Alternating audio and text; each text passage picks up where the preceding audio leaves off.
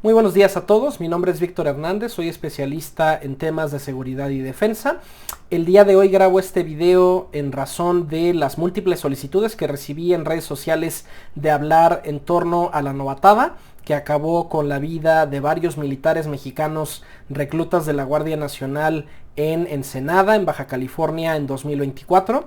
Esto sobre todo relacionado con el video que se volvió viral hace algunos meses en este canal de YouTube, que con mucho gusto les dejo el link en la descripción, que grabé sobre las novatadas que hay en el Heroico Colegio Militar, institución de la cual fui cadete hace casi 10 años. Y pues bueno, si les interesa el tema sobre novatadas militares, específicamente en planteles de formación de oficiales, pueden referirse a este video.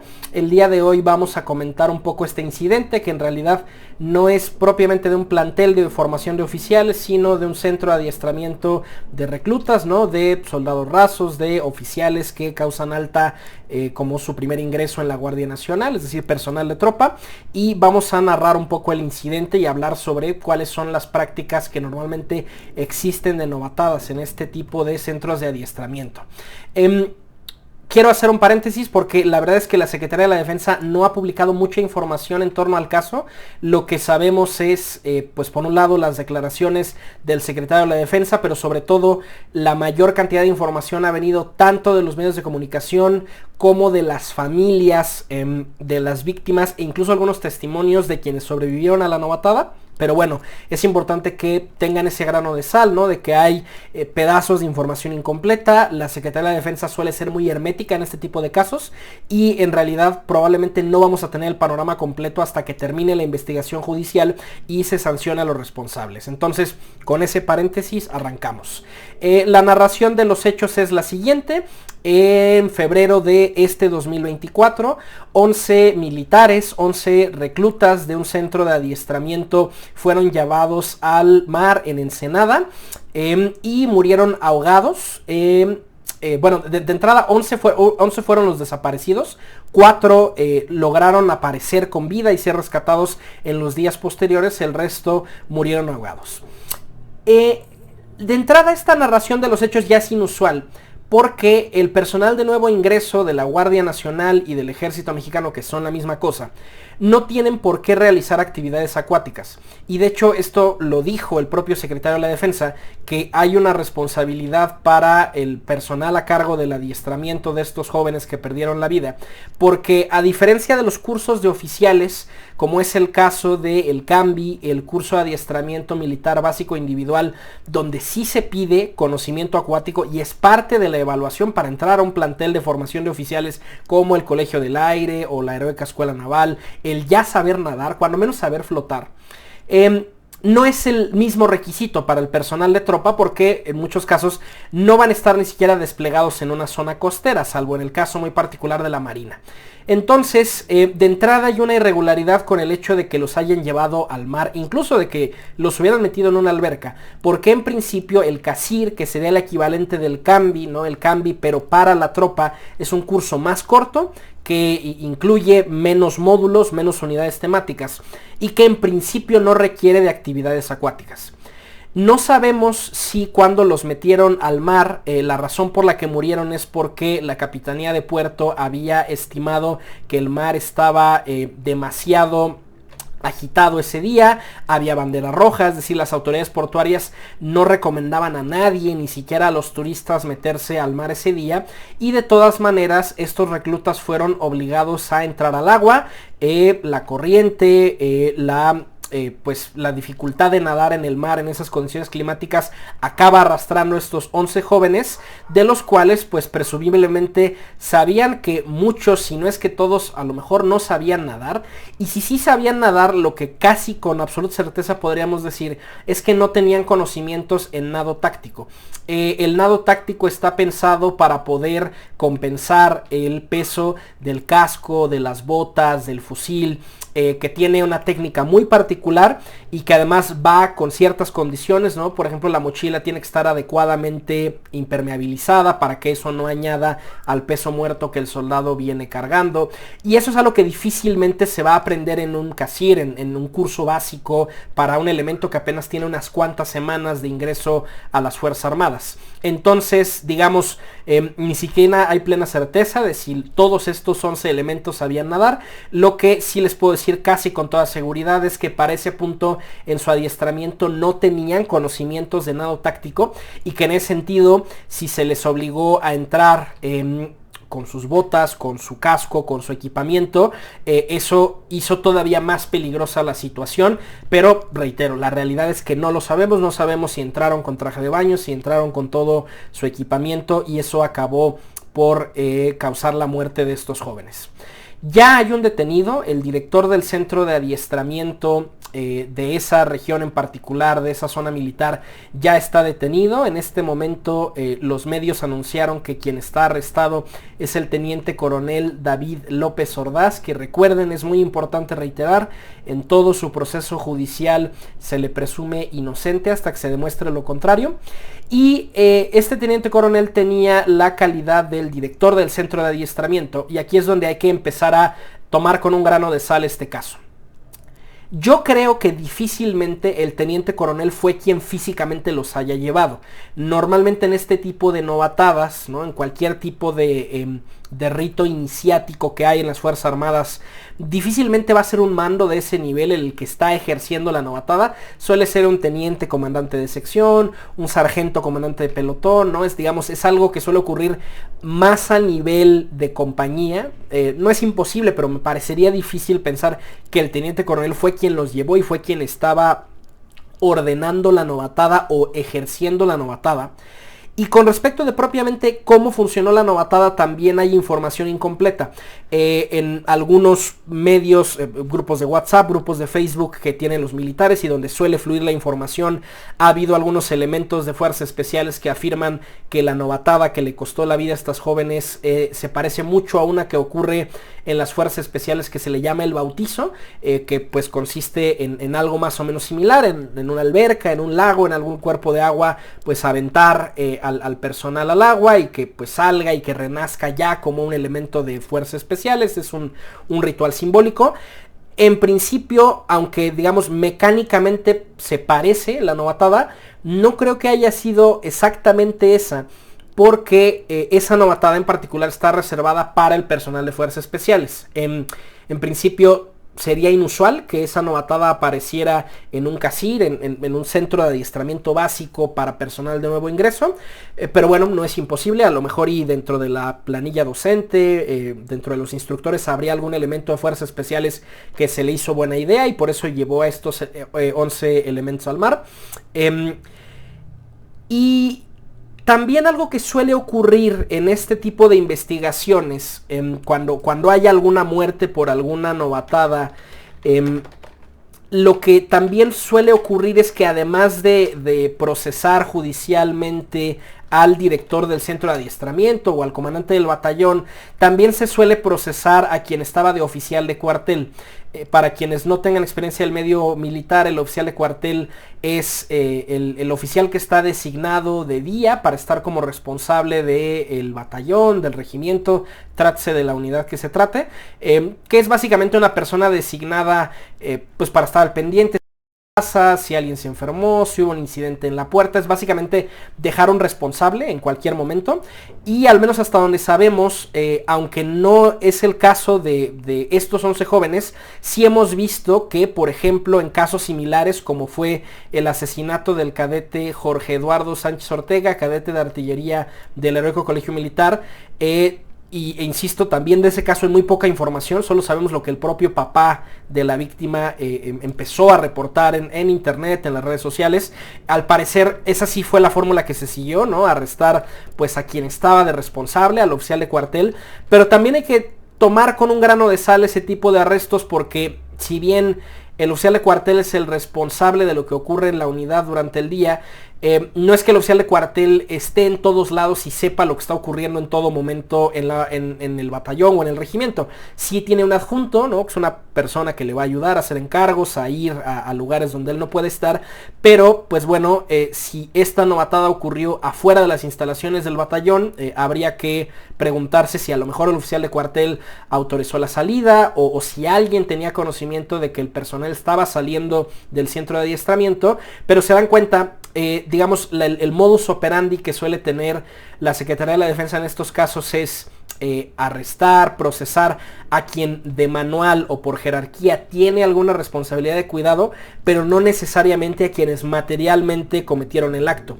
Y eso se ve reflejado en la acusación que está enfrentando en este momento el teniente coronel David López Ordaz, que es por desobediencia. Se le está acusando de delitos de omisión, pero no comisión propiamente del homicidio. De hecho, hasta donde sabemos, al día de hoy, con la información la muy poca información que ha liberado la Secretaría de la Defensa, no hay ahorita una carpeta de investigación por homicidio propiamente. Es decir, no hay un sargento, no hay un teniente, no hay un mando más abajo con contacto directo con los soldados que realmente esté procesado propiamente por el asesinato de estos jóvenes, aunque fuera como a homicidio culposo, es decir, como homicidio accidental. Hasta donde sabemos al día de hoy no existe esa carpeta de investigación, y en ese sentido pues hay que pensar cuál es el tipo de justicia que se está haciendo en este caso. En muchas ocasiones la Secretaría de la Defensa no hace quien la hizo, no busca quien lo hizo, sino quien la pague. Y en ese sentido, aunque, sí, sin duda, el director del centro de adiestramiento o el oficial de cuartel o el sargento de día de esa compañía pueden tener una responsabilidad porque ellos estaban designados ese día como responsables.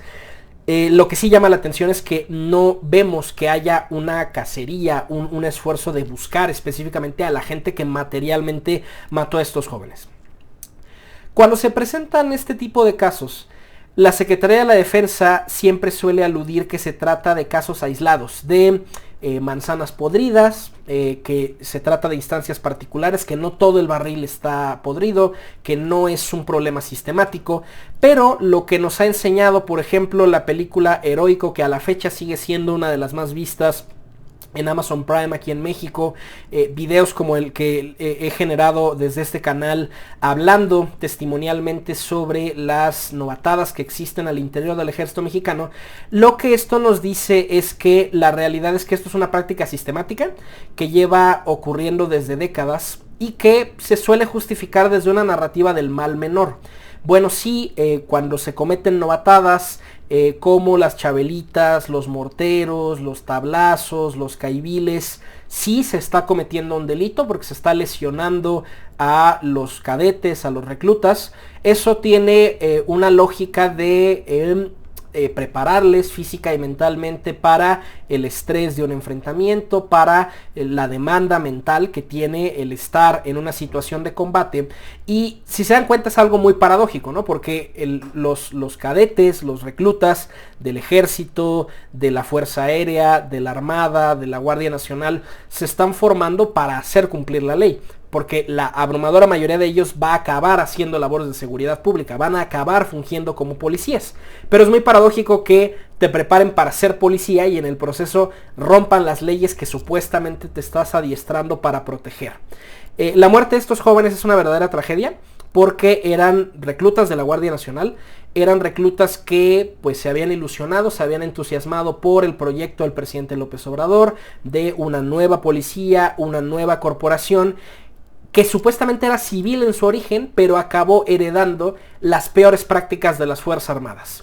Esto es algo que han incluso reportado ya personal altamente veterano, como es el personal de la Policía Federal que quedó asignado a la Guardia Nacional, y a pesar de que ellos eran elementos antiguos, con muchísimo expertise técnico, con más de 10 o 15 años en el servicio público, acabaron recibiendo las mismas potreadas, los mismos maltratos, en el afán de que se desertaran, en el afán de que pidieran su baja, en el afán de que se jubilaran o algún otro esquema para salir de la corporación, pero que ya no hubiera civiles en la Guardia Nacional.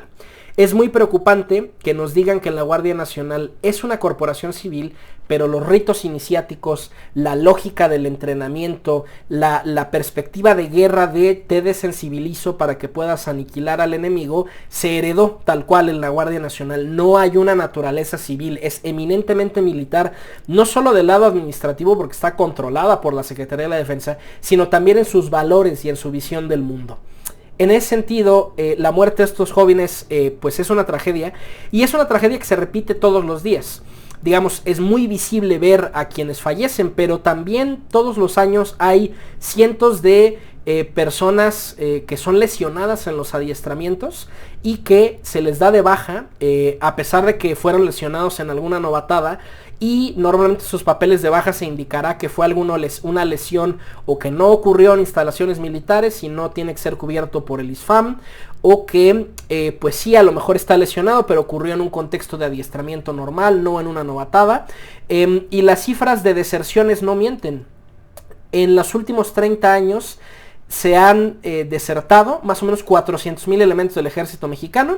Estas son cifras públicas de la Secretaría de Defensa Nacional, y han pedido su baja más o menos otros 100,000, baja voluntaria, ¿no? Aquí no estamos hablando ni de bajas por jubilación o bajas por fallecimiento. Es decir, los últimos 30 años se han desertado y dado de baja 2 ejércitos mexicanos completos. Recordemos que la Secretaría de Defensa Nacional tiene en promedio 250,000 elementos, más o menos todos los años en el analítico de plazas del presupuesto de egresos de la Federación. Entonces, digamos, no solamente pierde su vocación quien pierde la vida por estas novatadas, sino también los que son lesionados, los que piden su baja, los que se desertan por estar sufriendo este tipo de prácticas. Ya de por sí en México tenemos una crisis enorme de reclutamiento. Es más, no solo en México, en todo el mundo. También el mundo occidental está teniendo una profunda crisis ahorita con la guerra en Ucrania.